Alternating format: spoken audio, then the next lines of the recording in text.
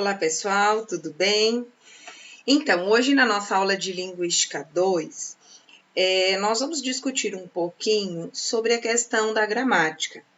Na aula anterior, na obra que nós estudamos do Marcos Banho, A Norma Oculta, ele cita várias vezes a questão gramática, e ele fala muito em gramática normativa e gramática descritiva. E no dia de hoje, durante as nossas aulas, eu preparei um conteúdo, uma matéria, nesses slides, que vai esclarecer um pouquinho mais todas essas dúvidas com relação a este assunto. Então, vamos lá. Mas assim, vamos entender primeiro, nós já conversamos sobre isso na sala de aula, a gente sabe que a gramática, ela tem a função de regulamentar a linguagem, ou seja, estabelecer padrões. Até porque, se cada um ficar escrevendo da forma com a qual considera mais correta ou melhor, daqui a um tempo nós não conseguiremos mais nos comunicar com as pessoas. Por isso que a gente tem que entender, quando vai fazer um concurso público, quando a gente vai fazer uma avaliação, em algumas provas aparece assim, de acordo com a norma padrão. Por quê? Porque nós temos que estabelecer esses padrões para seguir uma linha de escrita e de fala para todos os falantes de uma língua. Então, a gramática, ela proporciona isso, ela faz com que unidades e estruturas permitam o bom uso da língua portuguesa. Mas a gramática, ela é dividida em algumas partes, e nós vamos tentar entender como é que funcionam estas partes.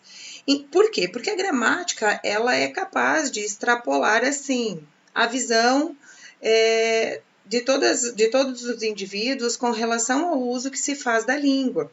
Não basta simplesmente escrevermos um amontoado de palavras e pensarmos que todos estarão entendendo aquilo que nós estamos escrevendo. Não é assim que as coisas funcionam.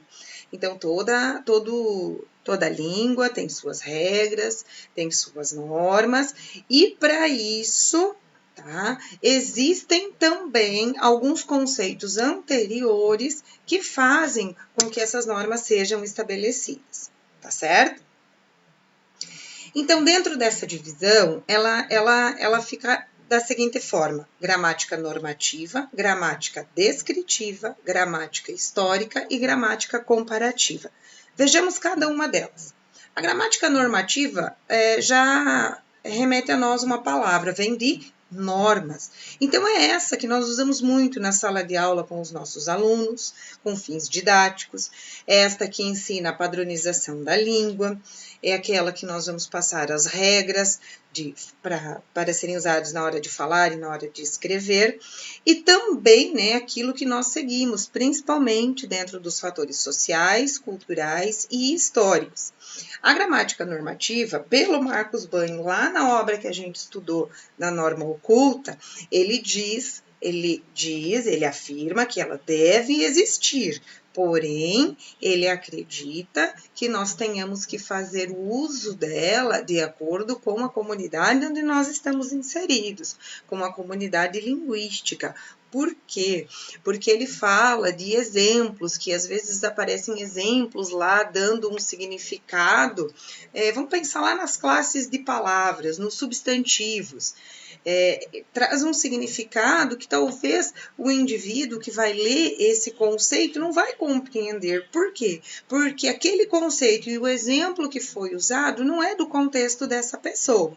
Então, nós temos que ter isso bem claro. É a que nós usamos na escola, constantemente, na sala de aula. Ela é extremamente necessária e importante. Ela é defendida o uso dela pelo autor que nós estudamos há alguns dias, porém, o que ele não concorda é com a forma com a qual ela é ensinada na sala de aula. E aí nós vamos discutir um pouquinho mais sobre isso nas aulas posteriores. A gramática descritiva, então, ela tem a função de fazer uma análise dessas regras. Por que é que elas funcionam, como que elas não funcionam, e olha que coisa interessante que aparece aqui. Ela fala sobre variações linguísticas. Na obra também que nós estudamos do Marcos Banho, a norma oculta, fala-se muito sobre variações linguísticas. Nós já realizamos atividades, fizemos uma análise até aqui do nosso campo, da nossa comunidade linguística de Medianeira, do entorno, o que é que as pessoas falam, como não falam, o que é que elas utilizam. Então, a gramática descritiva, ela vai analisar esse conjunto de regras. Já a gramática histórica, então ela faz assim, ó, é como se fosse uma linha do tempo. Ela vem observando como as coisas eram escritas e ditas e como isso foi mudando. Então, seria a evolução dentro desse período todo. E ela fala que a gramática histórica, ela representa os estudos diacrônicos, que também a gente já falou isso, sobre sincronia e diacronia. E neste caso da gramática histórica, o processo diacrônico, ele fala justamente sobre a evolução da língua. E por último, a gramática comparativa. Ela estabelece uma comparação, então, de uma língua para outras línguas, mas que pertencem à mesma família. Por exemplo, nós sabemos que a língua portuguesa, ela vem do latim, mas a gente já teve muitas mudanças com o passar do tempo. Nós já temos uma mudança muito grande com a língua portuguesa usada em Portugal e a que é usada aqui no Brasil. Então, a gramática comparativa, ela vai fazer justamente isso. Ela vai estabelecer uma comparação da língua com outras línguas de uma mesma família, certo? E o que é que, então, nós devemos pensar a partir de tudo isso? Temos que conhecer, enquanto estudiosos da área da linguística, essas 4 formas de divisão da gramática, ou melhor, de estudo da gramática, mas nós não devemos jamais esquecer que a língua é um organismo vivo, por esse motivo ela é natural, existe sempre um distanciamento muito acentuado com relação às normas, né? Os falantes têm suas formas de expressão que nós já estudamos, por exemplo, a questão das variações linguísticas. Então, nós precisamos compreender que devemos respeitar sempre a forma de fala de todos os falantes. Mas, enquanto professores também, na sala de aula, temos, sim, a obrigação de mostrar para o nosso aluno o que se utiliza como norma padrão, quais são as regras da língua portuguesa, quais são as regras e normas que hoje a escola atualiza, ensina, mostra, até porque a gente soube que há pouco tempo tivemos uma reforma aí dentro da questão da ortografia, então entram vários pormenores aí para estarmos revendo. A língua portuguesa, ela é nossa, ela é de todos e ela precisa ser estudada constantemente.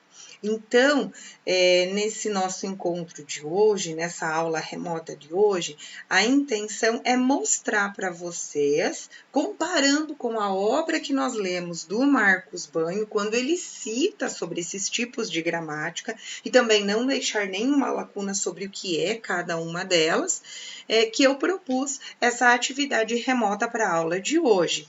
Então, aqui nós temos a apresentação do que seriam essas 4 gramáticas e depois também lá no portal do acadêmico vocês vão verificar a atividade que deverá ser elaborada a partir desse assunto aqui trabalhado. Ok, pessoal? Um abraço e até a próxima aula.